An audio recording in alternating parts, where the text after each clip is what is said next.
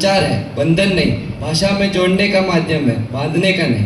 माननीय निर्देशक महोदय, माननीय प्रधानाचार्य जी, सम्मानित निर्णायकगण, आदरणीय शिक्षकगण एवं मेरे प्रिय साथियों, आज मैं दक्ष चौधरी कक्षा 11वीं वाणिज्य का छात्र आपके समक्ष हिंदी मातृभाषा के रूप में आवश्यकता और महत्व के विपक्ष में अपने विचार प्रस्तुत करने हेतु उपस्थित हूँ।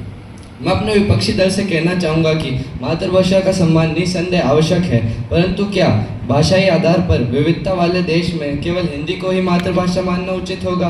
भारत एक ऐसा देश है जहाँ सैकड़ों भाषाएं बोली जाती है। एक ही भाषा को सभी पर एक समान रूप से लागू करना उचित है? हिंदी को मातृभाषा के रूप में थोपना हमारी बहुसांस्कृतिक धरोहर व संस्कृति से दूर कर सकता है।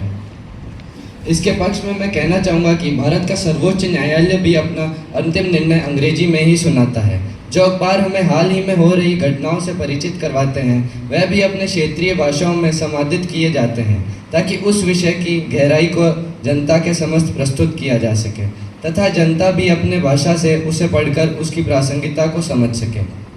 मैं अपना तीसरा तर्क अपने विपक्षियों के समक्ष यह भी रखना चाहूँगा कि इस बहुभाषी देश भारत में यदि आप भ्रमण पर निकलेंगे तो सार्वजनिक स्थानों पर लगे संकेत बिंदुओं के पट उन्हें क्षेत्रीय भाषाओं में दिखेंगे, जिससे क्षेत्रीय व्यक्ति उसे आसानी से समझ पाए।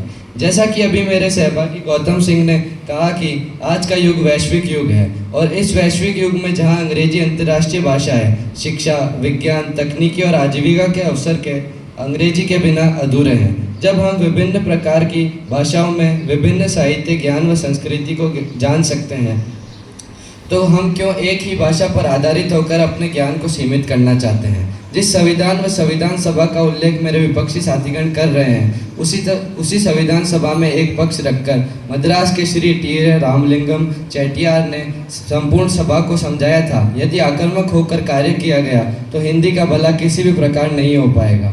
मैं अपनी बात को पूर्ण विराम देना चाहूँगा एक पंक्ति के साथ। भारत की ताकत उसकी विविधता में है, एक रूपता में नहीं। एक भाषा थोपना हमारी इस ताकत को कमज़ोर करेगा। धन्यवाद।